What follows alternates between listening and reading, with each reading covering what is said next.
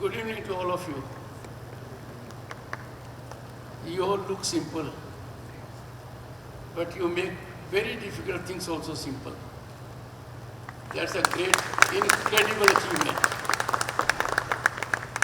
Honorable Governor Karnataka, Sri Thawarchand Gehlotji, extremely passionate, devoted, in mission mode. Dr. Anne L.I. Selvi, Secretary DSIR and Director General CSIR. Dr. Abhay A. Palsikar, Director CSIR NL. Honorable Member Rajya Sabha, and from this state, Sri Leher Singh Siroya.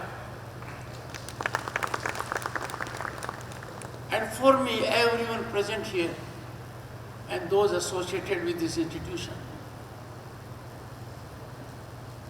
I revere you. I am in deferential mode, reversal mode. I greet you. I congratulate you.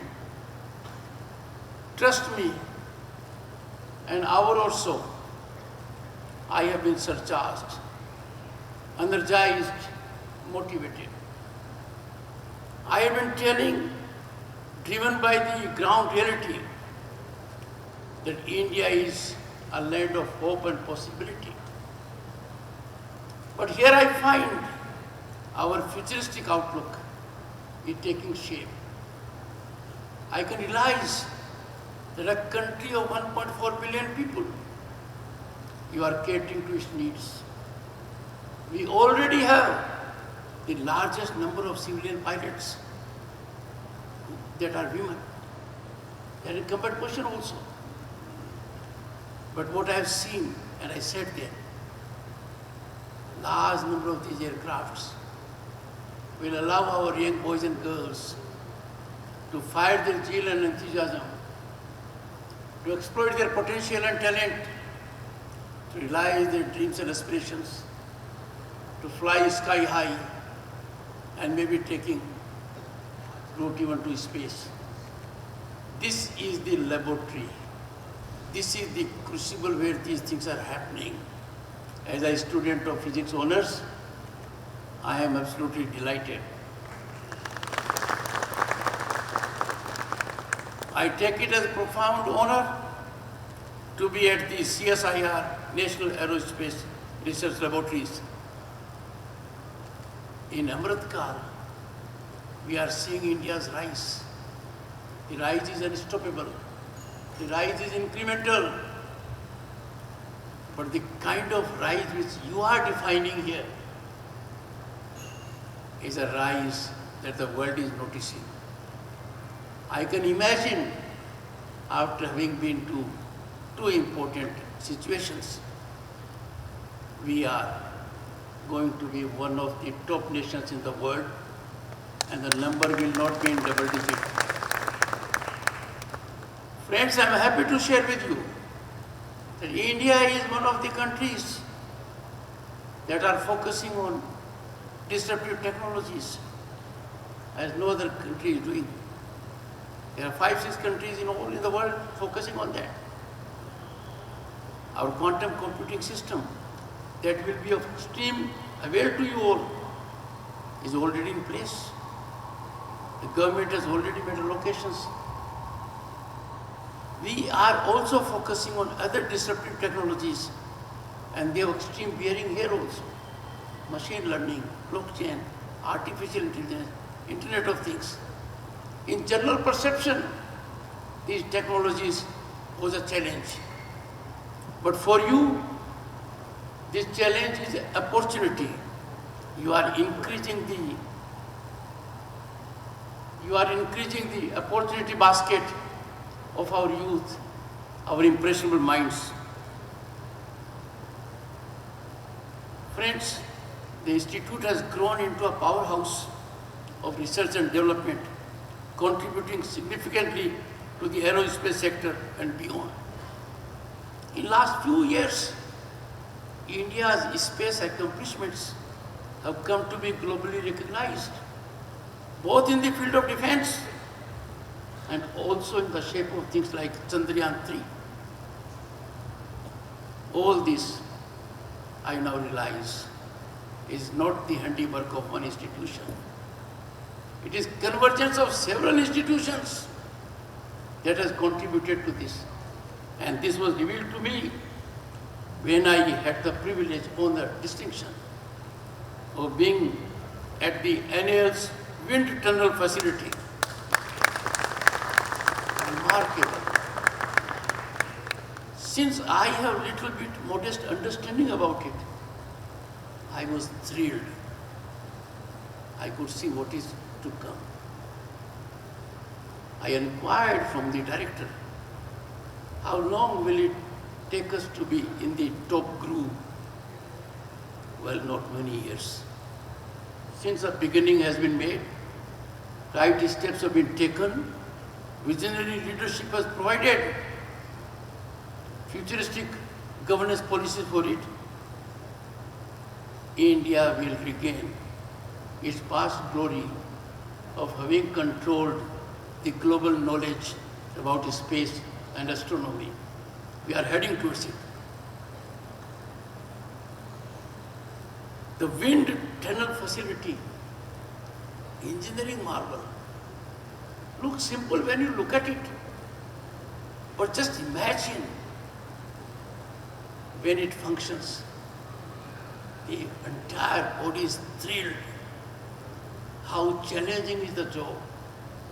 How they are partners, significant stakeholders in the success of all that we are witnessing and releasing, including Chandrayaan-3. Friends, modern age is marked by transformational, revolutionary changes. I am firmly committed to a thought process that education is the most impactful, transactional mechanism of change. It brings about a change that respects equality, cuts into inequities. But more than that, and much beyond that, and what is need of the hour, is technological advancement. A country that is investing in technological advancement will have secure boundaries. Gone are the days of conventional warfare. I have before me men in uniform. They know the changing dynamics of warfare is gone much beyond conventional warfare. How our position will happen, how strong we will be determined in laboratories like this. And the good thing is, our future is bright because you people are working with that intellect, dedication, which is unrivaled in the world. The indigenous aircraft showcasing India's ability to design and produce advanced aviation technology truly stands as a symbol of an Atmanirbhar Bharat. Friends, I saw three things, and all three will change our landscape for airspace. One, the one in which I sat, which is used for training purposes. Not only it will create a fleet of people interested in aviation and pilots. The second one, transport. Amazing. And the third one, you don't need a pilot. It can remain in the sky for 90 days and self-powered for the reason that it translates solar energy into power for itself. Now these are big ticket changes. The entire rural landscape of this country is surcharged. When the Prime Minister announced that women in the villages will have the capacity to operate drones,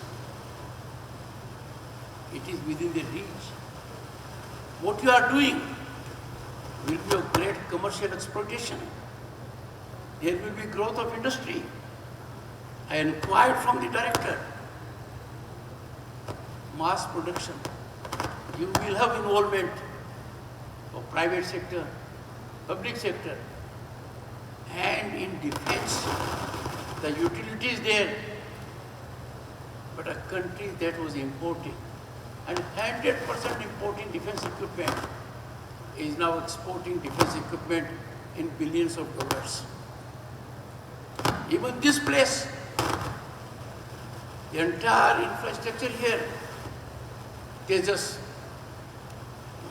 helicopter, and the kind of exports we are making, amazing situations. All I can indicate, friends, at the moment, is that 1.4 billion people of this country, with total dedication, are part of a marathon march. Their target is, their object is, their destination is a developed nation at 2047, when we celebrate centenary of our independence. In this great exercise, in the great यज्ञ and हवन, आपकी आहुति बहुत महत्वपूर्ण है। भारत की विकास यात्रा में, इस महान यज्ञ में, हवन में, जो आहुति टेक्नोलॉजी की होगी, जो आहुति आपकी होगी, बहुत महत्वपूर्ण है। मैंने खुद देखा है, गांव में जन्मा हूं, किसान का बेटा हूं, मेरा मन कितना प्रफुल्लित होता है जब 10 करोड़ से ज्यादा किसान साल में 3 बार सीधा पैसा अपने अकाउंट में रिसीव करते हैं। यह महत्वपूर्ण नहीं है कि सरकार ऐसा कर रही है, सबसे ज्यादा महत्वपूर्ण है कि गांव का किसान आज के दिन इतना संबल हो गया है, टेक्नोलॉजी को इतना ग्रहण कर लिया है कि अपने बैंक में वो रिसीव कर पा रहा है। This technological penetration down to the last person in the village has revolutionized our way of working. And this one, what I have seen here, will give us cutting edge, will give us a mechanism whereby our youth will be inspired. और मेरे मन में कोई शंका नहीं है, हम में से कुछ लोग नहीं होंगे, उम्र का तकाजा है, और जो भारत की यात्रा शुरू हो चुकी है, the rise of this country is unstoppable, the rise is incremental. जो टफ टेरेन था, जो हेडविंड थी, उसके बावजूद हमारी प्रगति इतनी जबरदस्त है कि आने वाले समय में आप अंदाजा लगा सकते हो। We are marching, friends, in togetherness with absolute confidence that India will be a developed nation, a world leader, and an economic power already it is in 2047. मुझे यहाँ आकर बहुत अच्छा लगा, बहुत बड़ी ऊर्जा मेरे में आई है, बहुत बड़ी ताकत आई है, and I have no doubt this reflects the mood of the nation. Congratulations to you all, greetings to you, salutations to you for the work you are doing. And the work you are doing is not much in public domain. This silent revolution which you are bringing about, when people will come to know, then their confidence will all the more geometric, not arithmetic. Thank you so much.